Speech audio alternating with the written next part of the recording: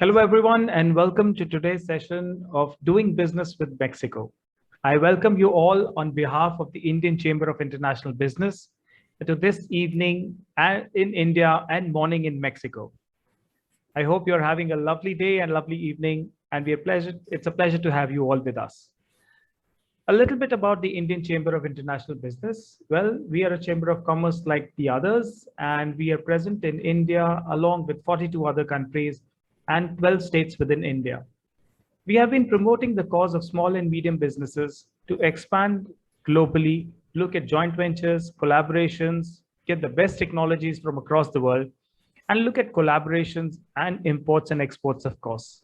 It's a pleasure today to be talking about the country called Mexico, where there are opportunities galore and a different aspect when it comes to the rest of the world. The very interesting part today is that Indian companies are ready to diversify from the traditional markets of the Europe and USA and looking at alternatives that offer better opportunities. With this today, we would like to begin our today's session with the national anthems of both the countries.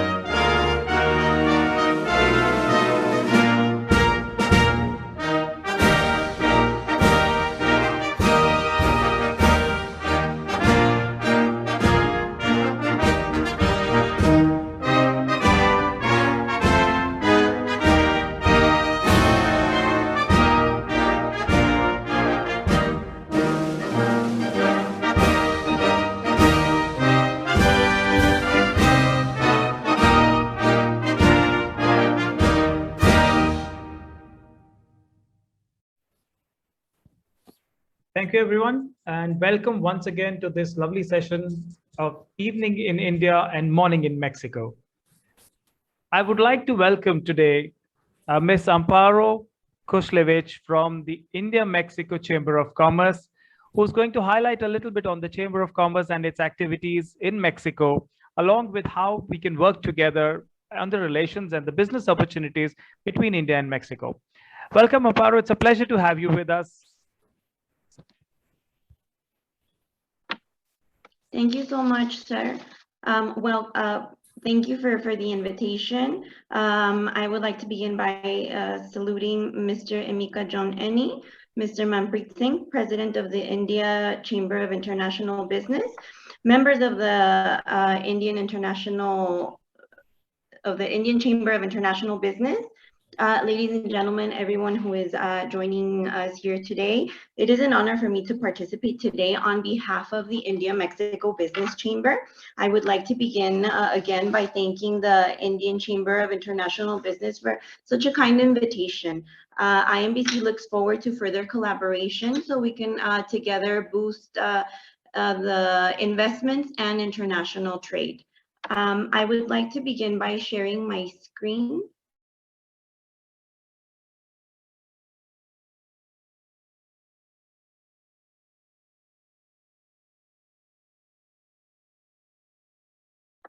Give me just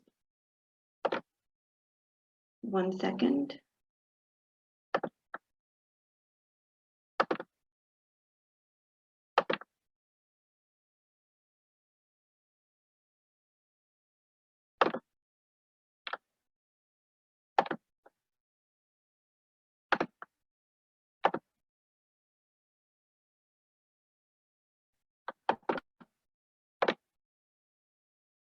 Am I visible? Yes, we can see your screen. Perfect. So I would like to begin by mentioning what we do at the India-Mexico Business Chamber. The India-Mexico Business Chamber is a nonprofit business organization. The chamber has been active since 2007. It started doing business and around 2012, the India-Mexico Business Chamber, for some administrative reasons, it stopped operations. As of 2018, the Indian Embassy in Mexico began to acknowledge the increase in trade and bilateral investment from both India to Mexico and both Mexico to India. For this reason, the Indian Embassy in Mexico City decided to push forward and reactivate the India-Mexico Business Chamber. Basically, we are governed by an executive committee, and our members range from small and medium enterprises, local service providers, and anyone who can bring service either to Mexican companies who want to begin operations in India or vice versa.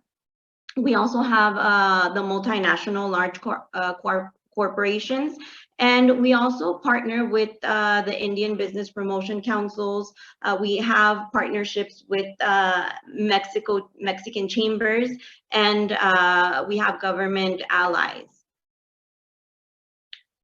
Just to give you guys an idea of the India-Mexico trade. In 2017, as I mentioned, the trade began to figure, it began to elevate. In 2018, we saw a large increase. 2019 and 2020, we had some, obviously because of the pandemic, we saw a little bit of a decrease in commercial trade. But in 2021, we are now looking at pre-pandemic figures. We've already reached the 10,000 billion mark. And by the looks of it and the activities we've been having amongst India and Mexico, and the interest of both countries in terms of creating business partnerships and getting these distribution channels, we hope for a larger increase in 2022. India and Mexico. We have around 234 companies in Mexico that are from India. As you can see, I've mentioned the ones we have in Mexico City. We have the multinational pharma companies, the sectors that have larger investments in Mexico are the automotive industry, pharma, IT, and we're beginning with plastics. We've been seeing a lot of interaction there, and also the agro industry. There's a total of 344 billion USD of investment in Mexico from Indian companies. The factors that impulse trade, we've been focusing a lot in business missions. There's around, pre-pandemic, we used to host Indian companies that would come to these expos that we have in Mexico. They're international expos like Expo SIAC. We also have Intermoda for textiles. We have the Plastimagen for plastics. So this created a channel for Indian companies to visit Mexico and showcase their products and have opportunities for B2B. Also, the Indian Trade Promotion Council, also they bring certain delegations. For example, we have Pharmixil, who brings the pharma industry delegation, and that also creates an opportunity for a B2B. And to the expos that they promote in India, we also encourage Mexican companies to visit India and have direct contact and learn about the business ecosystem in India. We work very close with both Indian embassies, both the Mexican embassy in New Delhi and the Indian embassy in Mexico City, and together we try to impulse all of these business missions, MOUs that IMBC signs with other organizations. This way we have a set of tools that we can offer to all of our members and any companies that are interested in having business with either one of the companies, either from India or in Mexico. Basically, our agenda in the chamber, it's very focused on in political aspects. We have seen and witnessed that it's an issue to obtain visas, sometimes because of the lack of clarity when you go to the interview. So we have expressed the need to maybe open a second consulate also in Mumbai.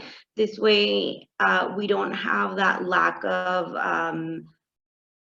schedule or the booking of the agendas, because that has also been an issue. They're oversaturated, and once you get the appointment and if there's not 100% clarity, you have certain issues in obtaining the visa. So we've been working on that. We've also been working with immigration in terms of once the employee or the business entrepreneur arrives, that they don't have any issues entering the country.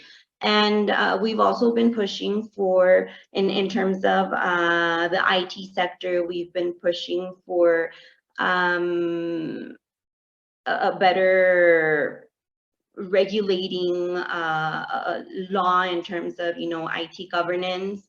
And furthermore, in pharma, we've been pushing for an MOU and some kind of harmonization in certain processes like the bioequivalence and the certificate of analysis. So basically that has been a bit of our agenda to help these sectors really come into Mexico and really be competitive. We do work with allied partners, as I mentioned. We work with Coparmex, FICCI, CII, Pharmixil. These are some of the allied partners we currently have, both in India and in Mexico. And our current members of the chambers, we have the multinational TCS. They currently preside the chamber. And we have, Citus, Accord, Byju's is already in Mexico, MCure. So most of these companies, either they have manufacturing plants, or they have representing office, or in terms of IT, they have somewhat large operations in Mexico. And basically the benefits that we offer is engagements with the government, networking, visibility and exposure, and monthly meetings, etc. And of course, networking and B2B connectivity. And we also offer a range of services. This is something that not only our members can benefit from. We have seen a lot of interest from Mexican companies to do business with Indian companies in terms of finding suppliers. And obviously the red flag raises in terms of, will they comply? Do they have the correct machinery? Therefore, IMBC suggests that we do a supplier verification or a research and development of suppliers. This is a service that IMBC offers in order to give some kind of clarity to the person that is seeking for the supplier, and it's for both, for Indian companies who are trying to do business with Mexican companies or vice versa.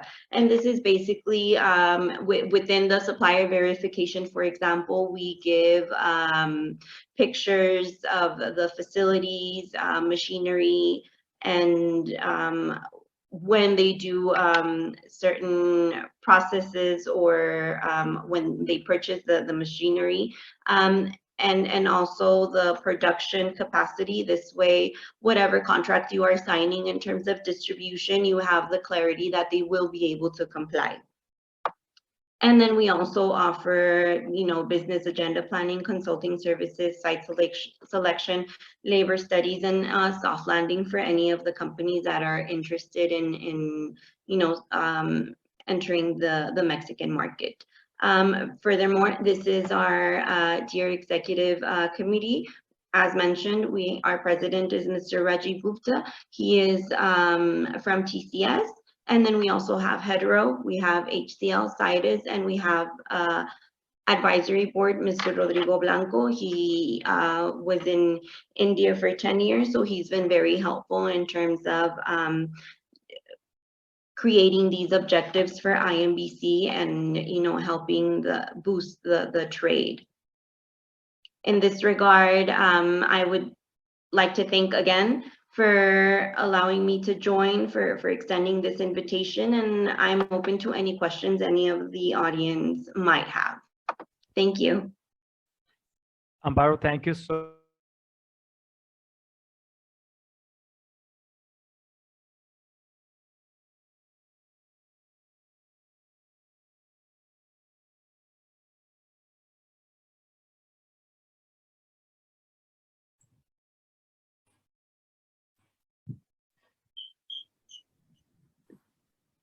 does look like Mr. Singh's audio, I think, is having some trouble.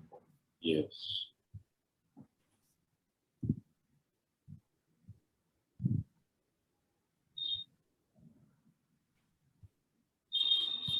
There seems to be some issues. Okay. So it was really wonderful listening to you. I think it was nice understanding the impact or the relations that India and Mexico has. I think we have Manpreet back. Over to you, Manpreet. sorry, technical issues. This is the new world, so I just got disconnected. I don't know why. But thank you, Hiren, for taking it over. Amparo, thank you so much for being with us here today and giving about the overview of the Mexican market and the relations on trade between India and Mexico. Of course, the figures were very enlightening for all of us. I would like to request you if you can stay back till the end of the session for the question and answers, if that's possible. Of course, I will be here. Thank you so much. With this, I would like to hand it over to Mr. Surajit Roy. Surajit, welcome to today's session. I would request you if you can introduce today's guest speaker, Mr. Emeka John, who's the managing partner and attorney at Counsel at Law, and the main speaker today. Welcome, Surajit.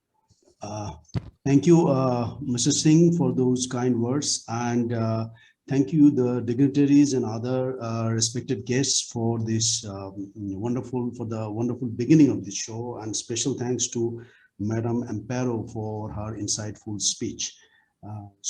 Here, just give me a moment, and let me tell you one thing. Mr. John is very much ill today.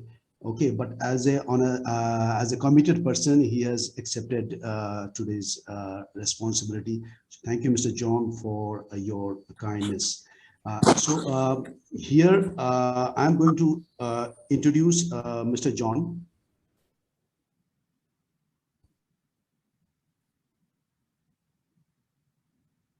Yes.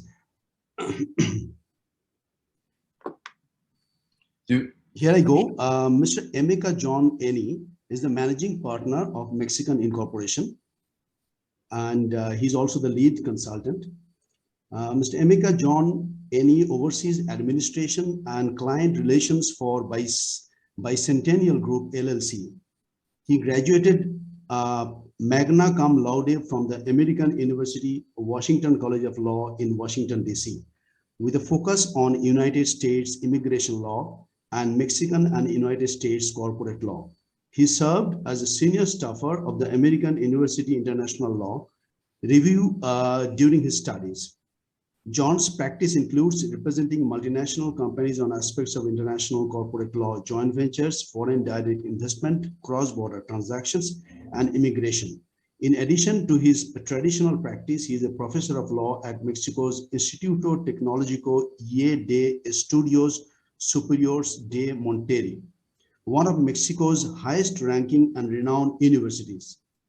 John began his career in the public sector, having been previously employed at the United States Department of Labor as an international trade analyst and worked in the General Counsel's Office of the United States Trade Representative within the White House's Executive Office of the President. John has also worked within the United States Department of State's Bureau of Consular Affairs. He is an active member of the New York Bar Association and is also fluent in English, Spanish, and French. So over to Mr. John, and thank you very much, all the guests, for giving me the opportunity to introduce Mr. John to all of you. So over to Mr. John. Good morning, good afternoon, everyone, relative to where you are on the globe right now. Thank you very much for the very kind invitation to give this presentation today. I will just say a word of caution. I'm really ill right now. I'm not sure what I have. I don't think it's COVID, but I'm very much under the weather and didn't sleep very well last night. So if you find me a little bit hard to understand, just bear with me a little bit. So basically, I'll get started. I think one of the main things I want you all to take from this conversation is a sense of practicality. Okay, I know it's very good to sort of give a presentation out and we can give information, but the thing is, I've been down in Mexico for over 10 years. I've worked with many different types of companies, big companies that trade on the New York Stock Exchange, that are multi-billion dollar companies. I've worked with very small operations that have come down to Mexico and everything in between. And so during this course of this 10-year period, I've been able to see what people have been able to do right, what people have been able to do wrong. What are the patterns that people follow to find success? What are the areas of difficulty that are consistently appearing for people who are attempting to enter the market? So the idea really is to look at things that are complicated during this presentation and make them into a digestible form so that you can be more successful in any type of endeavor that you try to undertake in Mexico. So we're going to talk about law. We're going to talk about some practical sense. We're going to talk about some tax considerations. We're going to talk about almost everything in a relatively short amount of time. So get your notebook out, and then we can get started. I'm going to go ahead and begin sharing my screen for share time. I think all right.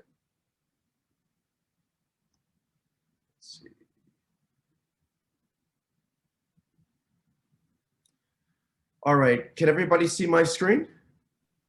Yeah, we can see, John. It's visible. Perfect. Excellent. Yes, it is visible. Yeah. Excellent.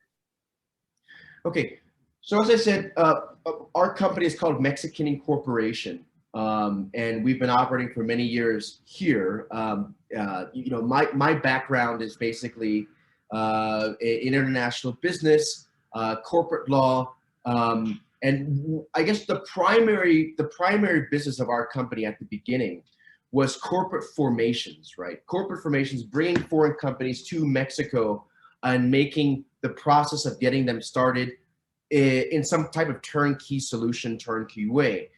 And I say, you know, without hesitation, we're one of the top companies in the country that does this. We have an affiliation with Amazon Mexico to provide a exclusive services for their bringing companies to Mexico. A lot of the companies that you saw, HCL, Tech Mahindra, are clients. So basically, you know, we have a breadth of experience in various areas: corporate tax, accounting, services, logistics, everything that you can pretty much think of. So one of the things is, I guess at the beginning, giving you guys an introduction as to where the market is going. So since 2009, I mean, we saw India and Mexican trade $1.5 billion, and that has steadily gone up. Amparo, you know, had a very, very good observation. I mean, the amount of exports and imports and bilateral trade has increased almost eightfold, I believe, okay, up to 2019. Of course, there was a distortion based on the pandemic in 2020, 2021, but you can see the upward trends that are occurring with Mexican trade, and there's lots of opportunities. A lot of people say, well, why do I really need to come into the Mexican market? The Mexican market has a lot of different advantages that you can find. One of the things is free trade zone access, okay? What you're seeing is a lot of companies from India are coming to Mexico, not just because, okay, well, they're trying to maybe serve the Mexican market, but because of Mexico's access to a bunch of other markets. A lot of companies are moving their manufacturing capacity here.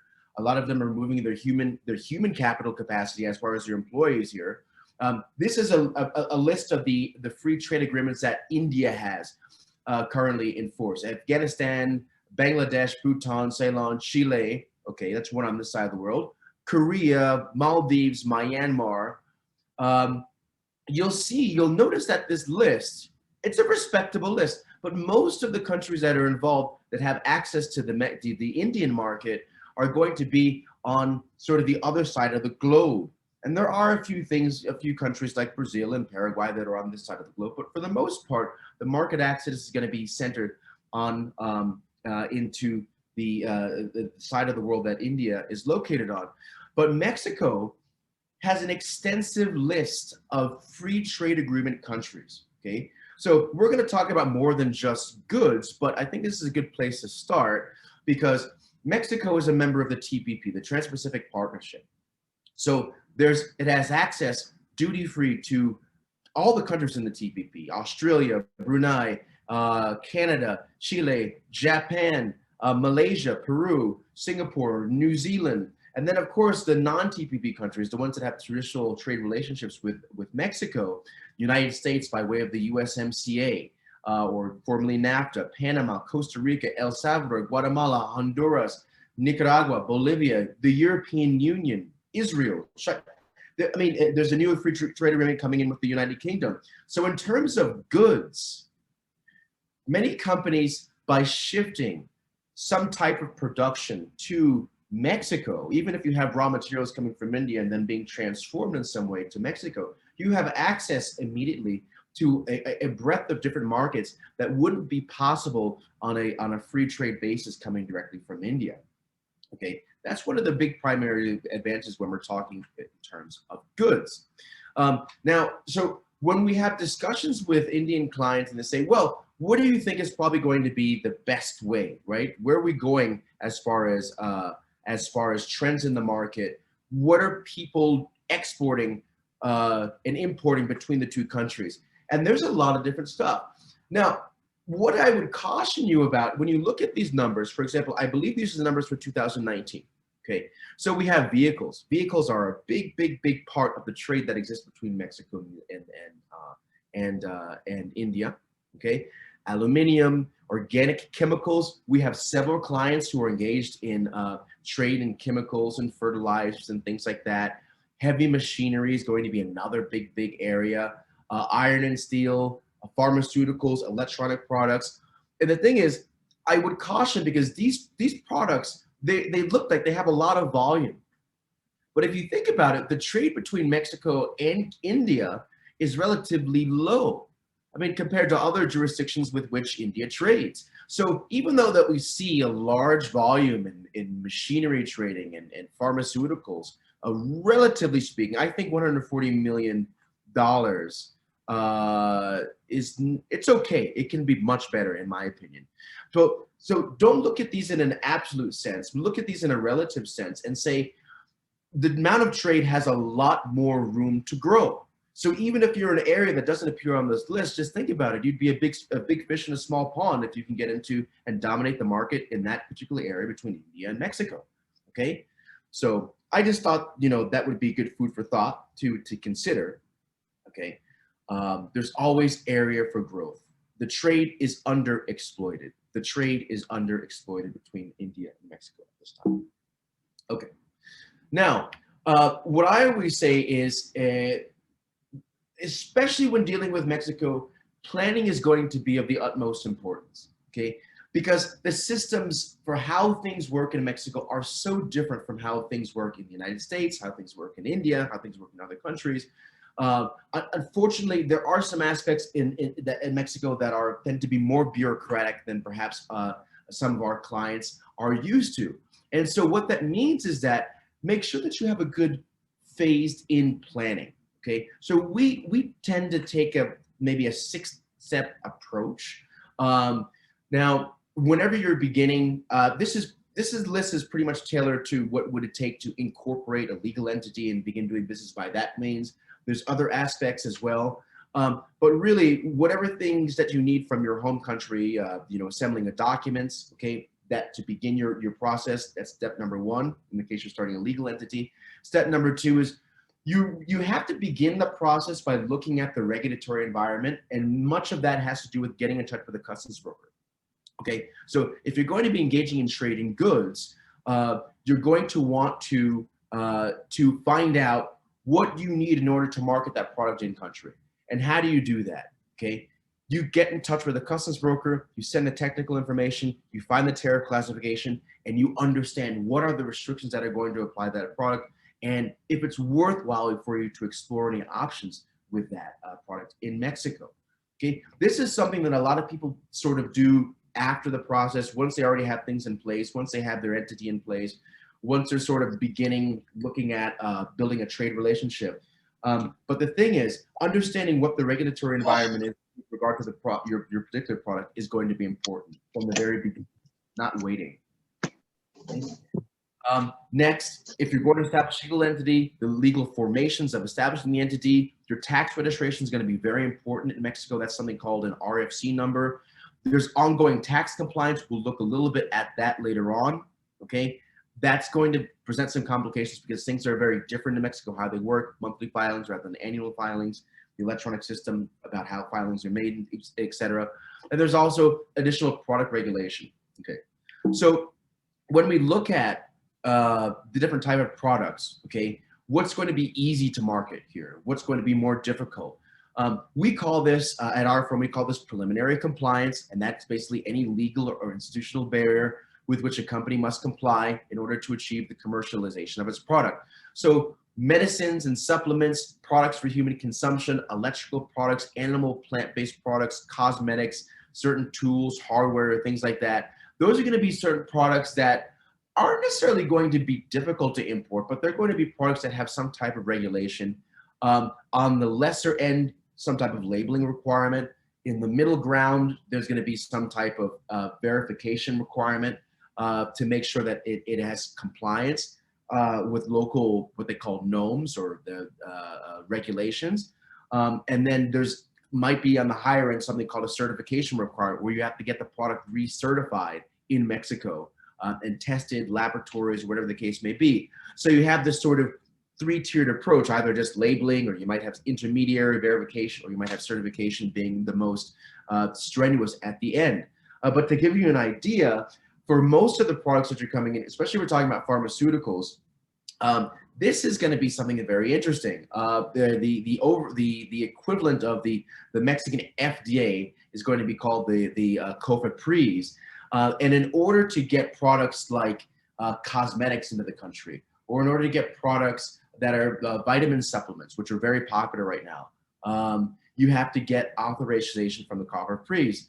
The good thing is, if we're not talking about a pharmaceutical in terms of something that is going to be a medicine, the process is relatively simple, and it maybe takes about 2 or 3 months. But you have to submit for review with the technical data for the process to the COFEPRIS, and then they will tell you what you need to what process you need to follow, and then they'll take about 3 months to get you a resolution. Very, very important. In the preliminary compliance stage, you really have to make sure that you have good help, right? Don't count on the same person to do everything if you can, unless you know that person really, really has extensive knowledge. Find somebody. If you're going to be distributing a product, maybe that person who already distributes the product knows the best way to get this compliance done, where to go to get it done, what needs to happen. And so basically, just be aware that there are these requirements. You need to identify them as early in the process as possible, okay? And you're either going to have to worry about a laboratory who is certified to provide a certification on behalf of the government. We call those an accredited laboratory. Or there's going to be the authorization directly from the COFEPRIS, which is the equivalent of the Mexican FDA. Remember this list. If one of your products falls into the category, well, it's not necessarily going to be the end of the world. It just means you're going to have a little bit more legwork to do. If you can find something that doesn't fall into this list, maybe that might be easier. Go ahead and start marketing that product to Mexico beforehand. Okay, next, talking about structuring the product. I think going into a new market in general can be sort of a daunting task. So thinking about how to enter the market really depends on, okay, well, a mixture of how much control do you want, how much knowledge do you have, how reliant are you going to be on a local person or not. So basically, you know, as I said, there's cost considerations, profits considerations, responsibility that need to take into consideration.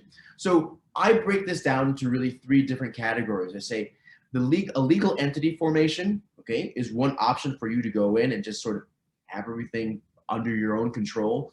Then having a local partner or agent via distribution or contractual agreement is another way. A local partner via joint venture, another manner. You can either have a co-owned legal entity or a separately owned legal entity where they have you incorporate a legal entity locally, and then you have your partner who has their own separate legal entity, and you form a contractual agreement, but in country, subject to the jurisdiction of Mexico. Let's look a little bit about each one of these options, okay? So basically, why I say the legal entity formation, a lot of people will opt for this. It has the highest cost. It sort of has perhaps maybe a longer timeline for beginning to operate your project. But basically, it provides maximum control. You own the legal entity, you own the infrastructure, you own the human resources, the employee labor contracts, and it obviously has the highest initial investment, but also the highest profit, right? This is going to be for people who have a considerable amount of local knowledge and considerable amount of capital on hand. For example, we'll talk about this a little bit later, but of course, starting with a local employee, local staff to get you started within Mexico in building your market and making the local contacts, right?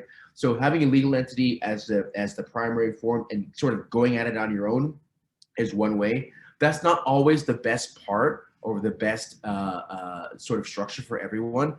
A lot of times what companies need is a local partner, a local agent, they just have a basic distribution agreement, okay? And that means you do lose some control, you do lose some potential for the upend for profit, but obviously that means there's always gonna be some type of quicker startup time, local knowledge, but at the same time, you'd rather make,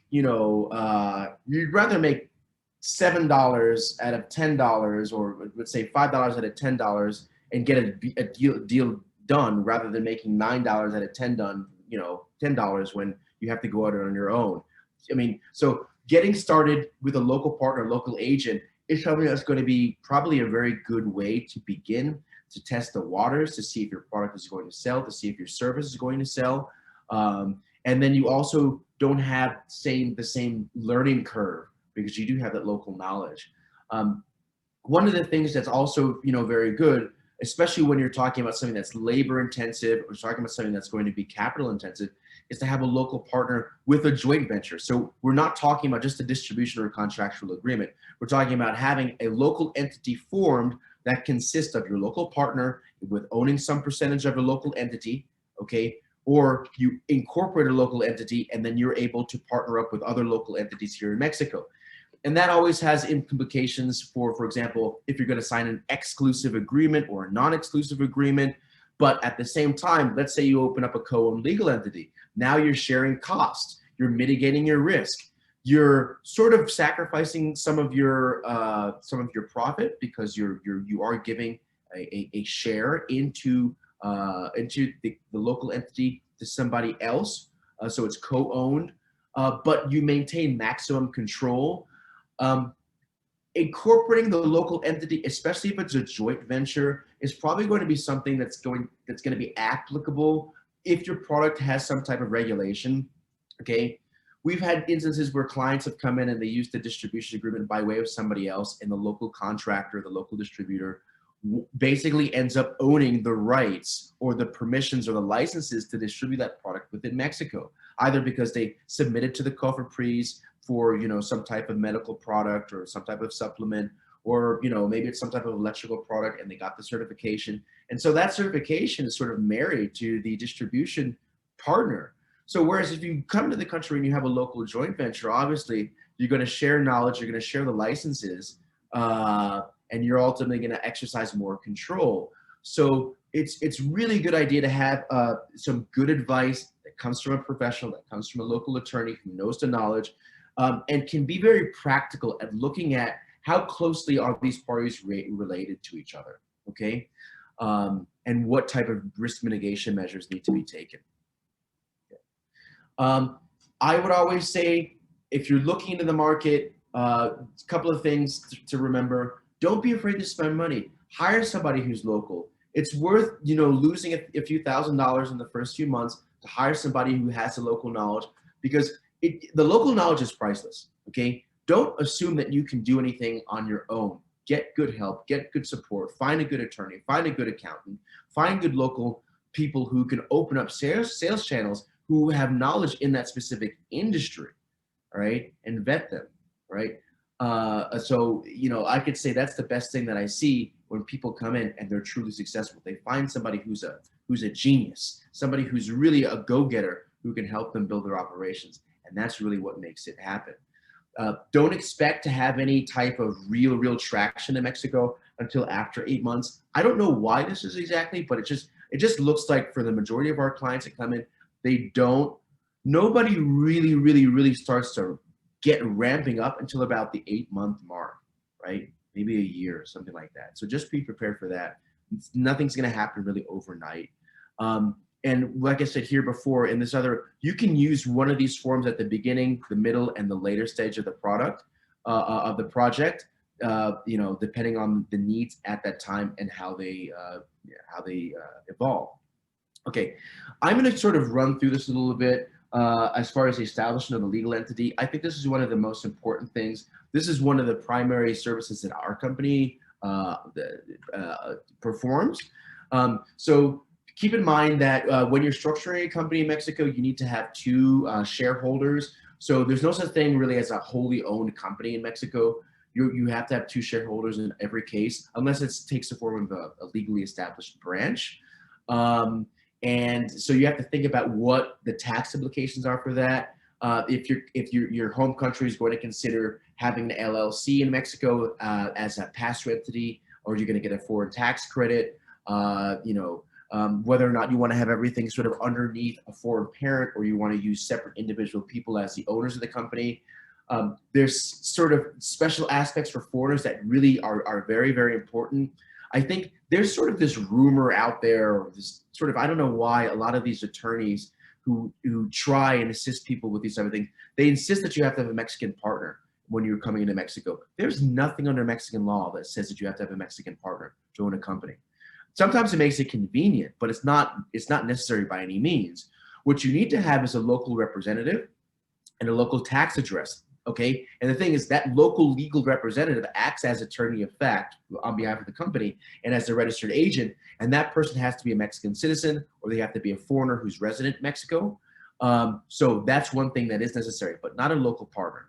And you have to have a local address as well.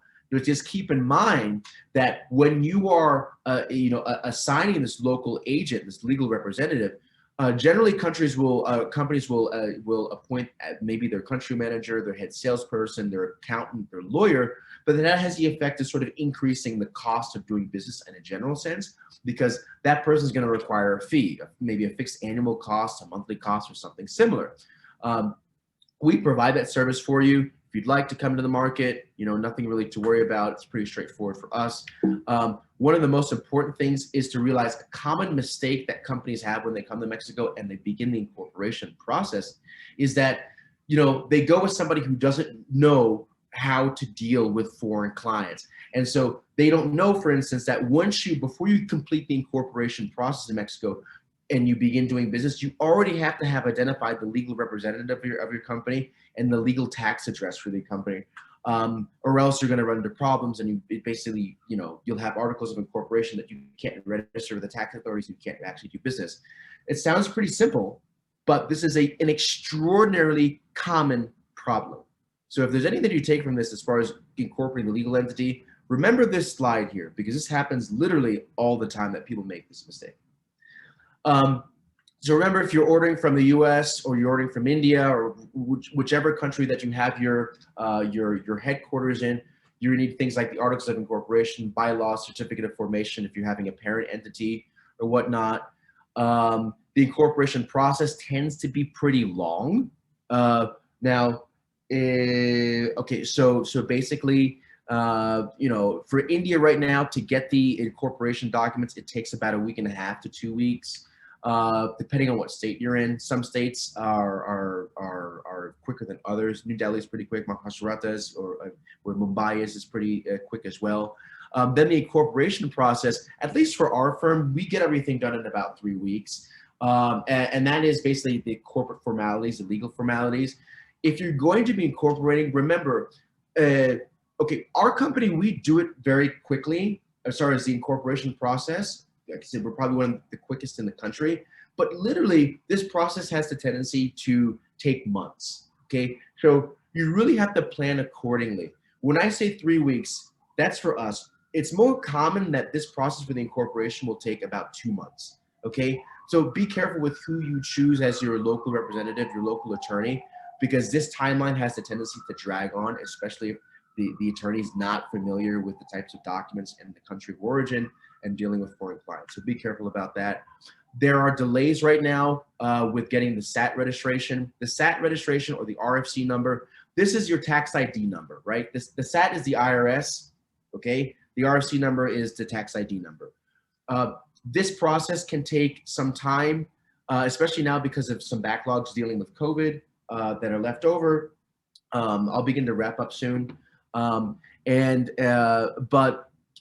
We take about 1 to 2 weeks, but keep in mind the RFC number right now, because of lack of appointments, can take sometimes up to 2 months. So my point is, looking at the variation in these timelines, make sure that you have somebody who is able who knows what they're doing and able to get the timeline down as quickly as possible to maybe under a month. Bank accounts, be careful with bank accounts. Be careful, like a lot of times companies will or banks will require that you have a local Mexican or a local resident foreigner sign the bank account documents on your behalf. A lot of times there's very interesting KYC rules, know your client rules. There was a big problem with HSBC Bank about 7 years ago, where they were money laundering for the cartels. This just really sort of had a chilling effect on the banking market, because it made it difficult, right, to open up a bank account. So be careful with which bank you're choosing, and you need to make sure that don't just go to any other branch. You want to make sure that you go to a specific unit within the bank that deals with foreign clients. Because if you go to the branch, it's most likely that you're going to run into problems. It's going to take 2 or 3 months to open up your bank account, if they will. All right. There's a tendency that at the very end of the process, they say, "Oh, we can't open it for you." So just be careful. We work with a specific bank called BBVA, and we have a partnership with a unit within their bank that deals specifically with multinational clients, large clients like Walmart, Home Depot, things like that.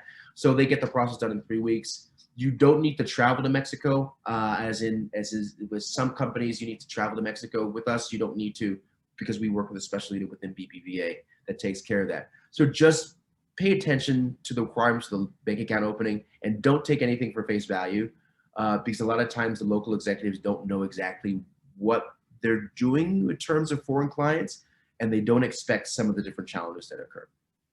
Very briefly, Mexico has VAT, 16%, income tax rate, 30%. So remember, that's going to be based on your profits, that's going to be based on your profits, not your overall sales and cash flow. Multiple deductions that are available. You can repatriate funds as long as it's according to transfer pricing rules. Anything under 13 million pesos, which is almost about $700,000, you don't have to worry about transfer pricing rules very much. Keep in mind that tax obligations in Mexico are very different. Everything is filed monthly, not annually. So everything, you need to make provisional payments monthly, not annually. That has some implications and also increases costs because you have to pay your accountant on a monthly basis. Look for spending at least $400 to $500 a month on tax compliance. Yep, I mean, it's very high compared to other countries, so be prepared for that. Like I said, we handle everything for you in that regard. And just to finalize, information technology is one of the hugest areas, not really a word, one of the largest areas for expansion in Mexico. There's lots of really, really excellent talent.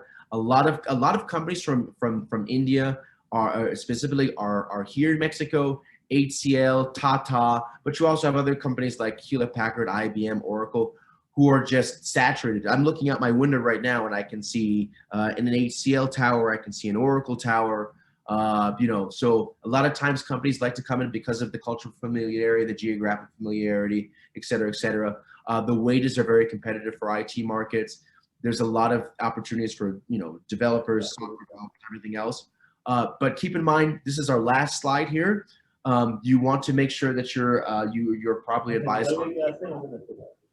on payroll in Mexico, because payroll, if you're going to compare to a country like the United States where payroll taxes are about 12% for the employer contribution, in Mexico they're about 22%, and this varies, right?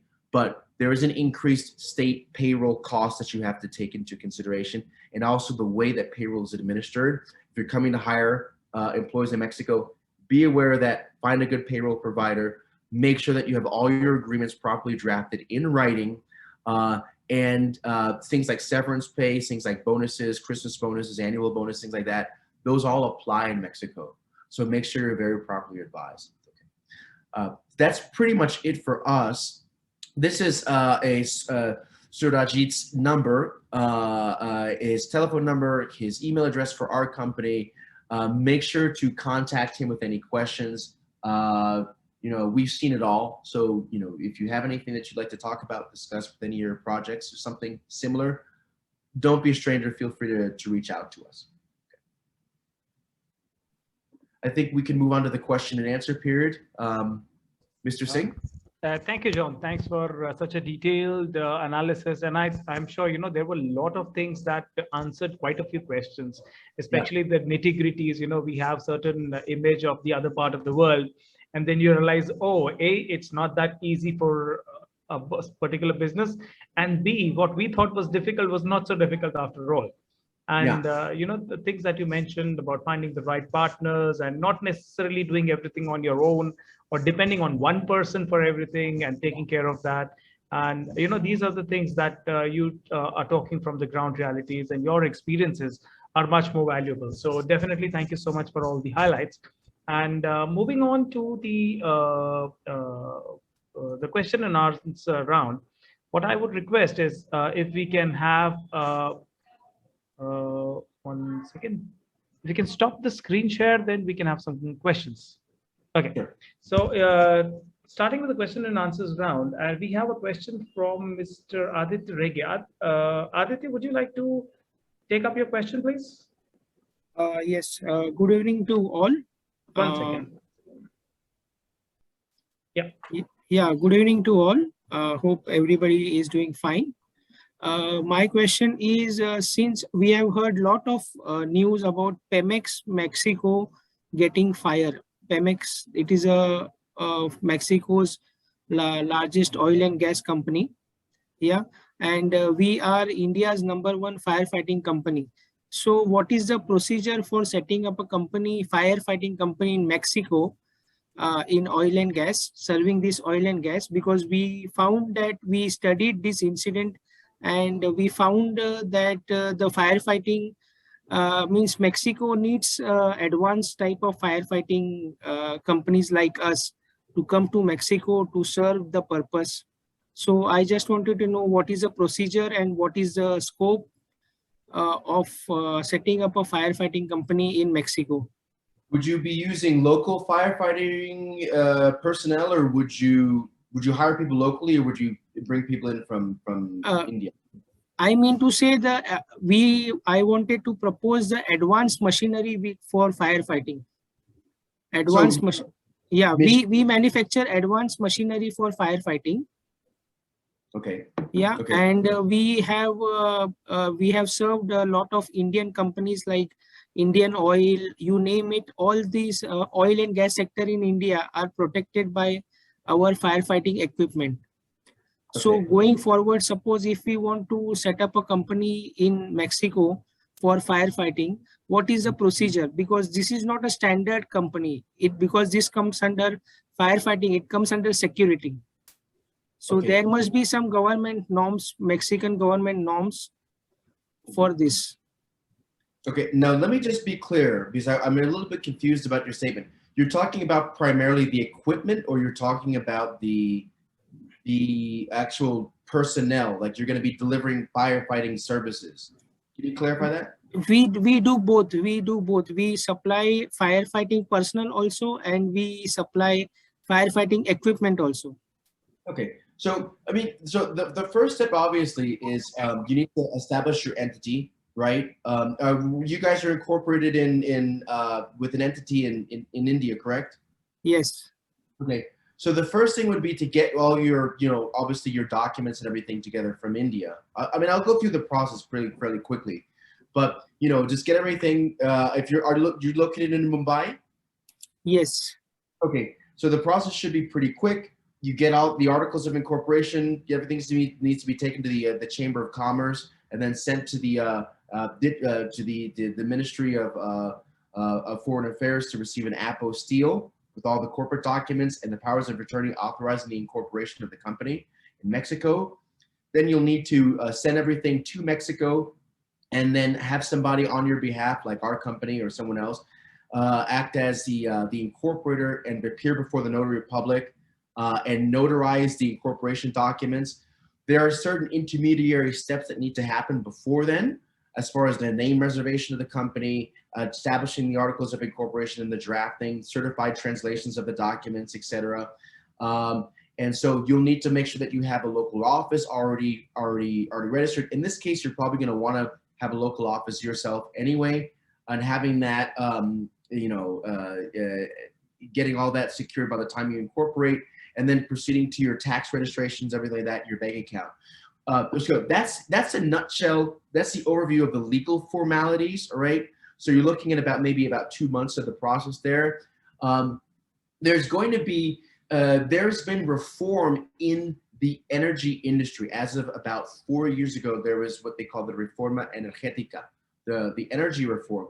And that opened up the industry in terms of companies that could provide services to the oil and gas market, the energy market. Okay, so we have a lot of clients who come in and who are providing services of varieties of nature, perforation services, auxiliary services, that are in the oil and gas industry, equipment and services like that are not going to necessarily be any different.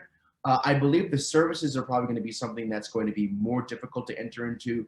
You'll have to negotiate whatever you're doing either with a private company that has been granted a specific energy concession for something like mining or exploration or some type of service, and providing, you know, services directly to that third party, or providing services directly to Pemex, getting yourself, you're not going to be able to provide services to Pemex, the state gas company, unless you have a local entity. So if you're going to be exploring in this market, you need to have an entity, right? That's the number one. And you're not going to be able to do business with Pemex until you have a local entity, okay? What I would recommend for you in this type of situation is there's a great need for different type of equipment. As I said in the presentation, machinery and things like that. I would probably begin with a couple of things with you, is importing your equipment, okay? Importing your equipment, and then starting out before you begin any type of services. You might want to start doing some type of training as well to see. Keep in mind that you're going to have two different markets. You're going to have the local subcontractors like the BPs and the Total Gasolines and Valero, all these different companies that are now entered in the private market for energy in Mexico.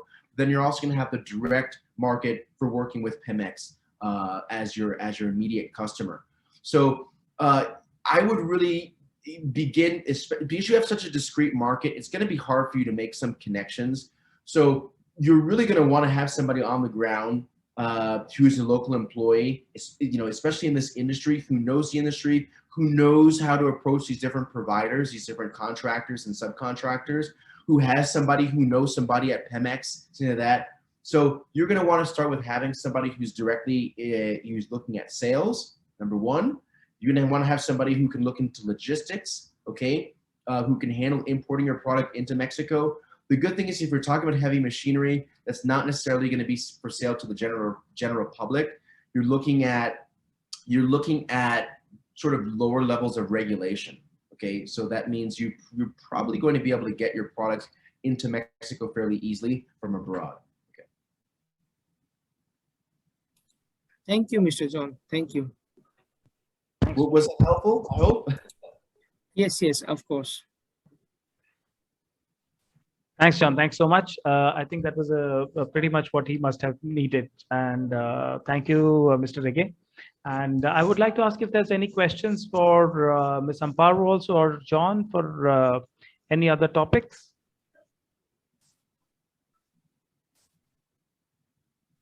Anyone for any questions? Sure, sir. I would like to ask a question to Ms. Amparo. Please. Good evening, ma'am. Like, my question is about, what are the potentials Indian exporters have in India, in Mexico, for their exports? Also, if you can, give a brief highlight about the sunrise industries for Indian companies, to come and work in Mexico. If you can shed some light on this. I'm sorry, I had a little interruption in the audio. Can you repeat the question? Sure. So basically, my question is, which are the sectors like Indian exporters can target for Mexico, and also, stuffs which Indian importers can import from Mexico, which you see, potential in India as well. So if you can answer this. Yeah. For example, this is a very good question. As Mr. John answered, all of the automotive, all of the electronic hardware, for example, controls, this is something that is trending now, for example, with the, cable companies in Mexico. And for this, you also, there's a process, as he mentioned, with the NOM. But then we also have this other sector where companies are looking for machinery, and there was a moment during the pandemic where they were looking for distribution channels. Right now, the pharma industry, as mentioned, is having a lot of activity basically the model in terms of this sector, either the parent company opens a branch here in Mexico, or you can get a local distributor.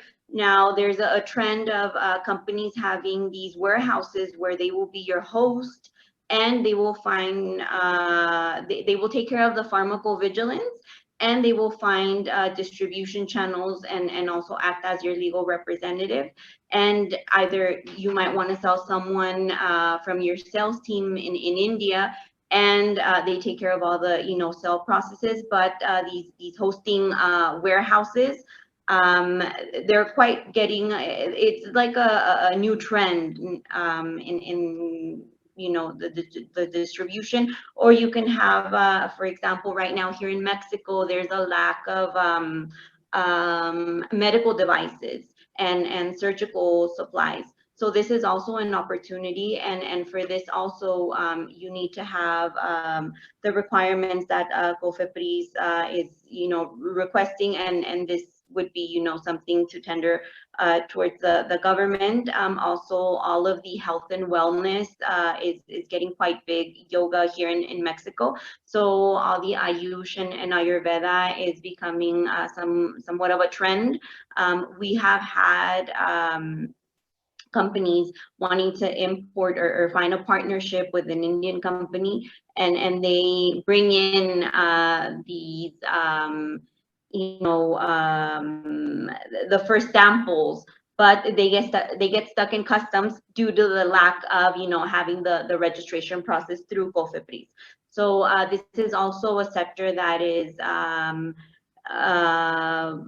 quite being popular in Mexico. And then we have some other sectors like railroad tracks.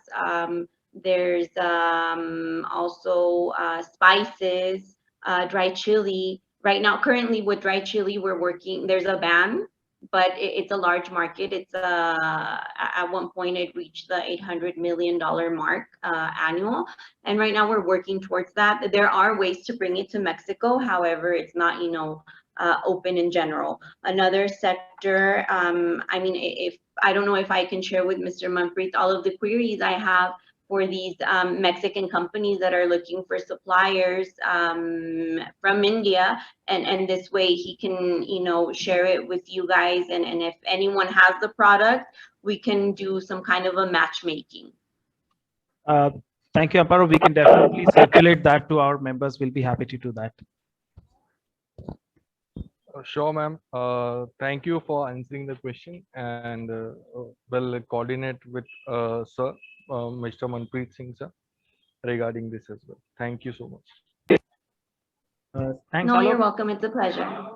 And there's another question on the chat box from Mr. Kamal Shukla from 901 Infra, and he's saying that Kamalji, would you like to ask your own question? Mr. Kamal, are you around? Okay, so I'll just read it out. So they are into industrial construction, warehouse construction, pre-engineering buildings and logistics, and he's asking if there are any opportunities in steel structure fabrication in Mexico, where the Indian company sets up structures and from their experiences in India. Well, okay, so basically, one of the biggest areas in Mexico right now, as from what we've seen in our experience, is the actual steel, the raw materials, right? We have several large clients that import steel or steel related products that are used in construction, that are used in the manufacturing industry. So that itself is a big industry. As far as construction is concerned, there are a lot of companies that deal with steel construction in Mexico as of now. It doesn't mean that, if you wanted to come in and begin your own operation, there would be the possibility of building there, of doing that. There's a lot of foreign companies, especially companies from the U.S., companies from Spain, that operate here in construction in general.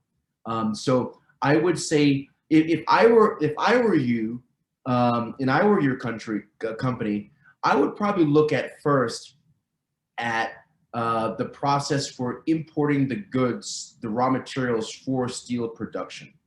I think that's going to be very, very lucrative. And then after that, if there's a possibility, then looking at something to do the actual construction on the ground. But that takes a lot of local knowledge. And I wouldn't necessarily go on it on your own if you're going to be getting into the actual construction part. The selling, the importation and distribution, fine, you can do that without a local partner, I think, fairly easily. But the actual getting in on the construction side, I think would be a little bit difficult to do without having a local partner.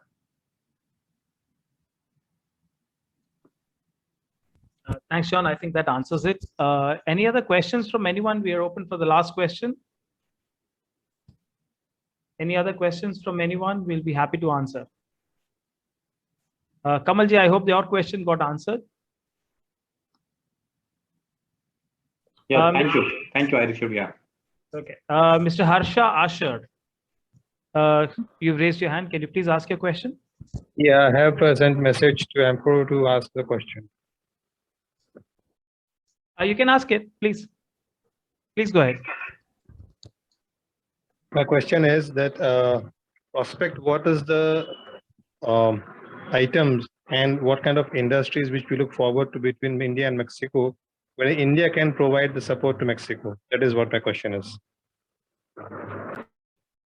Okay, as mentioned, the food industry, the agro industry, also machinery, automotive, as we briefly mentioned, pharma is quite large, health supplements.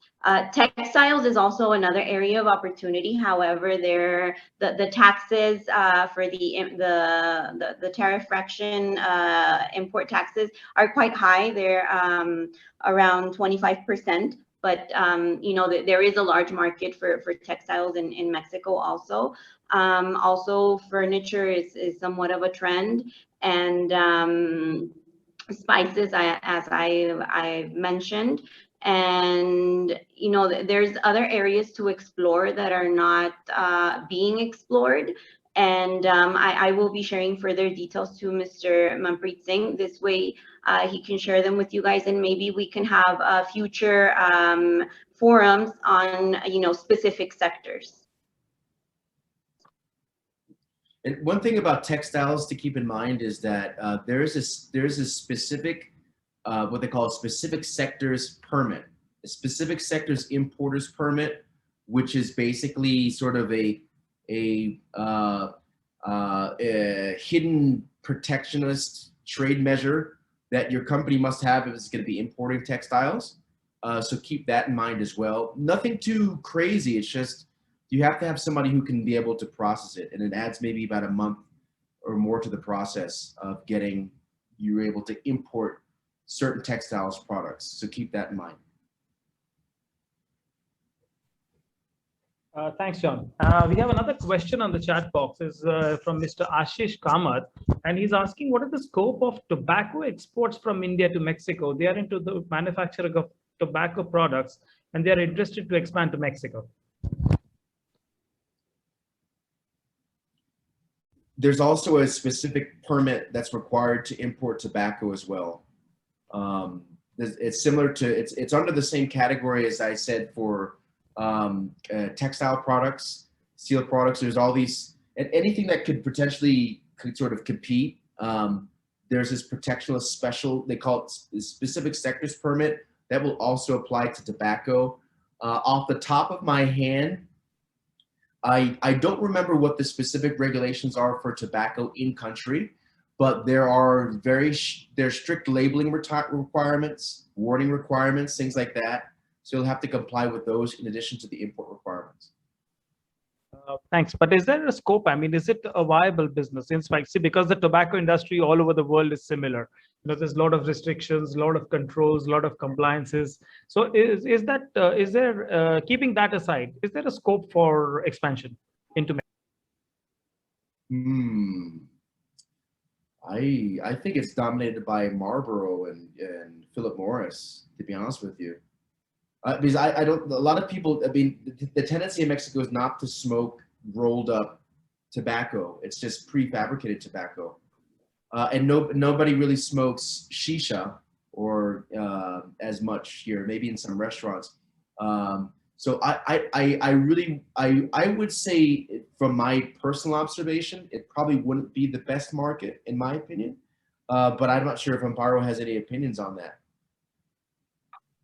No, I think I agree. You know, the same. Basically, the market has already been taken by Marlboro, and Prime is also quite popular now here in Mexico, and also here in Mexico, the labeling also.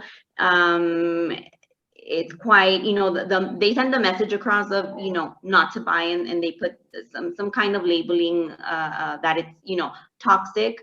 So I wouldn't find this sector to be, you know, to find it as, you know, you can expand it.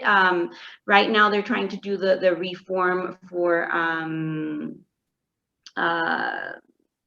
what is it, the weed reform, that we have some market outside of the Senate. And maybe that as soon as the regulation comes, it might be a good opportunity for these rice paper, so they can, yeah, that might, you know, be something the companies can explore. Now, one thing I would say, and now absolutely, like in the last, I was trying to find something around here that I have. Electronic cigarettes are exploding, not in the physical sense, but in like the market sense. They are absolutely taking off. It's madness, right? And so there's these new cigarettes that they call electronic cigarettes. They call maskings. And so they're disposable electronic cigarettes. Rather than having to refill them with some type of liquid or oil, you just buy them. They last for maybe a week, as the same as you buy a pack of cigarettes, something like that, and then you dispose of it. Not very good for the environment, I might say. But this is something that is really, really, really taking off. If you're in the tobacco market, like you said, that's a little bit saturated right now. It's a bit dominated. People don't have the tendency to smoke, free tobacco and self-rolled tobacco. But the electronic cigarette market is in some type of massive expansion. So if you could have the possibility of converting to that, by all means, I think you'd be very, very successful. And I'm not exaggerating in any way when I say that. Thank you so much. Thank you both of you. No. I mean, adding on the vapes, they're called, right? They are quite popular. I mean, not only with adults, we see also, kids in university and high school, since it's quite popular. I 100% agree. And every restaurant that you go to now, it's interesting. You go to some restaurant and you're like, oh, do you have the flavored e-cigarettes? And they're all selling them. It's like the trendy thing. So with this, I would like to add a disclaimer that cigarette smoking is injurious to health. So please stay away from that. Yes, of course. Irrespective of our members coming from the industry. We say as an attorney, it's my job to give the best material advice to my clients, independently of what my own opinions are. That's the reason I said it's a disclaimer. Anyways, we have, let me just ask you both for your permission, because we have one hand raised and one question on the chat box. Are you okay to take it? Because we're just nearing the end time. So, okay. So we'll take this question. So,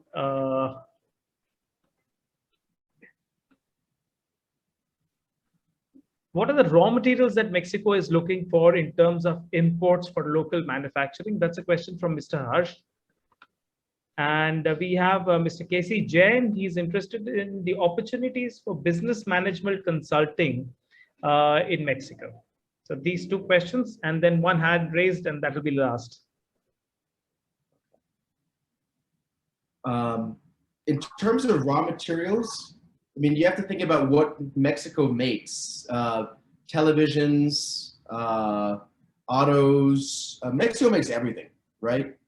So I always say steel. Steel is very, very good, I would say. And foodstuffs, Mexico provides a lot of its own foodstuffs, except for maybe corn. primarily comes from the United States, things like that. But I would say any type of metals are going to be very, very good because of the high level of industrialization and manufacturing that occurs in Mexico. And also microchips.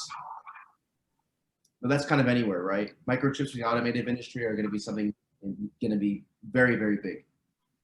Tools and dies also. Tools and dies, things like that. I would like to add on, API is also one of the raw materials that is quite at a high demand now, and also chemicals. And recently, I do have a query for chemicals for pools to kind of purify the water of the pool. So that kind of, chemicals and also the pesticide. Or organic fertilizers.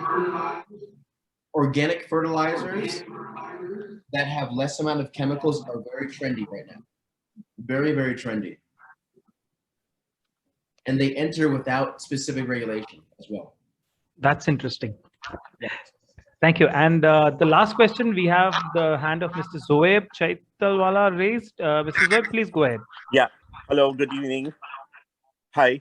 Yeah, I would like to know regarding steel, you said there is a requirement in Mexico. What kind of steel is being imported into Mexico? And from what sources are you importing? That is number one. Steel from, well, most of what we see comes in from Korea and China. I beg your pardon? Most of the steel and iron, things like that, it comes in from, most of it comes in from Korea that we see, Korea and China. Oh, Korea. Okay, a second question is there any scope for supplying building materials from India? Like say tiles, sanitary ware, etc. long-term products. Can you repeat the last part? No, is there any possibility of supplying tiles, sanitary ware, and other building materials? You said sanitary ware? Yes, sanitary ware, tiles, ceramic tiles. Well, Mexico makes a lot of that already. Okay, fine. That would be hard to compete, in my opinion. And what about in the agro products you export from Mexico?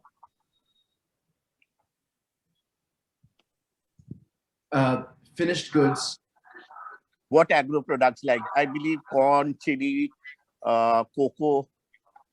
Am I right? These are the products you export from Mexico. I wouldn't say cocoa. No. No, you are a very big chocolate manufacturer, no? If Amparo wants to take up that, she probably has. Yeah. Actually, there are 8 products that were from Mexico to India. There, in terms of the agriculture, it's not quite open. The Indian market is not open because of the lack of phytosanitary agreements. In this sense, in 2017, with the visit of President Enrique Peña Nieto, there was 8 products in the agriculture sector that were detected to be of interest to the Indian market. However, the market has not been opened yet. And I'm talking about avocado, the Persian lemon, blackberries, dairy products, and there's 3 more. I don't have them in hand right now, but these are some of the products that were of interest to export from Mexico to India. So here the process is, I mean, if anyone is interested, we can begin the process. We need to contact Mexico's agriculture department to begin working on the, doing the groundwork for the phytosanitary agreement work plan. Once they have that, then they will contact the agriculture department in India, reach to this agreement, and then there will be the market access, and you guys can do, that trade. which is the same thing. I mean, you guys would be surprised, but the dry chili that we consume in Mexico, it comes from India. 80% of it comes from India. So right now there is a certain ban, as I mentioned, but we can definitely, you know, have another session where we discuss how the phytosanitary framework works, and if any of the Indian companies that have found, you know, a potential distributor in Mexico and want to go through the process of opening, you know, the market, we can definitely reach out to the agriculture department here in Mexico and begin the, you know, the whole process. I hope my answer was helpful. No, excellent. But is there a possibility of exporting agri products from to Mexico? And well, there's one thing I'd like to, if I could jump in here just for 1 second, because I kind of think where you're going at here. We have a client that imports seeds from Israel and from other countries in the world, and so when they started importing these seeds from Israel, they found out that they couldn't import that specific type, so they had to look at it sourced from another country. So basically, keep in mind that when you're talking about, to give you some background, when you're talking about different types of plant-based products, consumables, poultry, you know, different types of meat products, things like that, because what Amparo was saying is you have to have, the countries have to have an agreement for phytosanitary measures before those products can be imported or exported. So basically, for example, if I want to send some type of product to the United States, believe it or not, I can't send every type of product just because it's meat to the States. It has to be a specific type of meat, and they have to have, the Mexican and U.S. government have to have a specific type of agreement already for the protection of phytosanitary measures. So what I would recommend doing, if you're looking at exploring that, because the information is not fresh in my mind at this point, is look products that already have some type of agreement in place that you can freely import and export. And so this is what I was saying at the beginning of the presentation, is get in touch. If you really want to have this question answered, it's pretty easy. Online, if you go to the agriculture website for the Mexican government, you can actually find the countries that have agreements in place and what specific types of products, meat products, vegetable products, things like that. Or you can ask a customs broker, ask them and say, I'm interested in these, and they'll give you a list and say, okay, you can order X, Y, and Z product, but only from this, that, or this country, right? And so you can kind of focus in to see if you have any suppliers in a third country, or to see what other type of products you can freely import or export between Mexico and India that have already been authorized with an agreement in place. That's excellent. That's really great. Thank you so much. With this, I thank everybody for being here today, and I would like to offer a formal vote of thanks to both our guests today. And thank you, Ms. Amparo, for representing the India-Mexico Chamber of Commerce. A big thank you to Mr. Emeka John, who's the managing partner and attorney and counselor at law. And for all the audience that has been so interactive right till the end of the session. We overshot time by a little bit, but thank you so much. And a special thanks to Surajit ji for assisting with today's session. A big thank you once again to everybody. I hope all your questions were answered, and do send us an email in case you need to contact anybody. We'll be happy to support all your interactions between India and Mexico. Thank you, everybody, once again. Thank you very much. Have a very good day, everyone. Bye-bye. Yeah, thank you so much. Thank you.